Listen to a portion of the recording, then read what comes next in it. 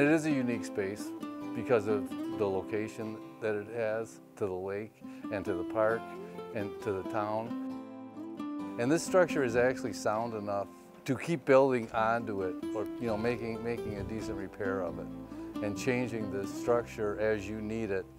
The exterior walls seem very sound to me. I don't see any problem with the exterior walls at all.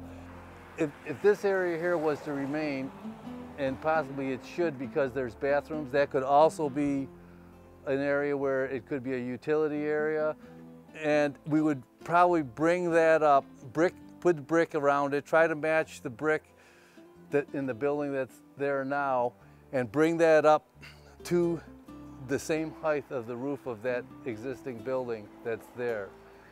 Okay, this is probably the most damaged area of the building, is the back here. And the reason for that is because the water shed over this roof, off of the original roof and over this wall.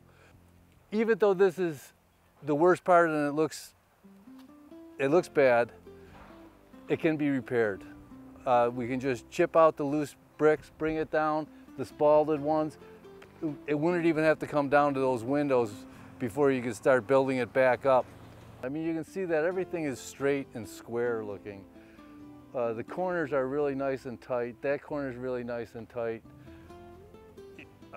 Anything that's happened to this building as far as it's settling, or it's already happened. It's not going to change at this point. It is what it is. It's like a rock. I think the Art Council kind of thought that this could almost be like a community hub where people would come to meet and do various things. And there's a bike trail that could come. This could be ahead of the bike trail. Or the bike trail starts right down the road. You could just head down there and get on the bike trail. I mean, maybe we could have rental bikes here or something like that. There was all kinds of different things mentioned. And I think that, they're still open for all of that. Like even the area that we're in right now here, we've talked about having this like it's kind of a three-seasoned area or a seasonal area. Maybe on the end over here where there's already overhead door, you could have an overhead door that was glass that you could see right through it. This wall here looks out at the lakeside. You could have windows between each one of these columns here. And the columns, you could make them look like piers. We had talked about this space right out here in front of me now being a seasonal area. We'd probably fill this wall back in here. And this area here, they were looking for an area that they could maybe do a bit of a kitchen type thing, not an actual cooking kitchen, but just something, if they had something catered, like a serving area that they could use for serving.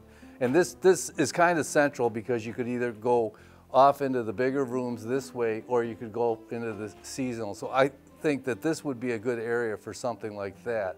Coming into this room here now, this is almost in the center part of the whole structure area here. This wall here would also come down. It's not bearing. You can see that it only goes up to the top of those joists right there. So this whole area can be opened up here, and the wall going north can be opened up here. This would be the old garage from the water building, and this is the wall, the one that I was saying was not bearing and could no doubt come down. You can see there's already a huge hole in it here. These joists would have to come out of here. They can all come out, and we can have all that space, another 15 feet going this way of open space here. This room here is at the far north side of the building. You could also have windows out here looking over the lake. I mean, these windows, we replace them, you'll get plenty of light looking in from the lake.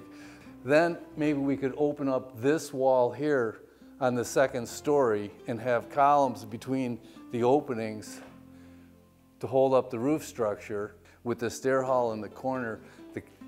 And then you come up into the second story. I was thinking about columns up in here so that you had an opening that would be overlooking the bigger part of the building.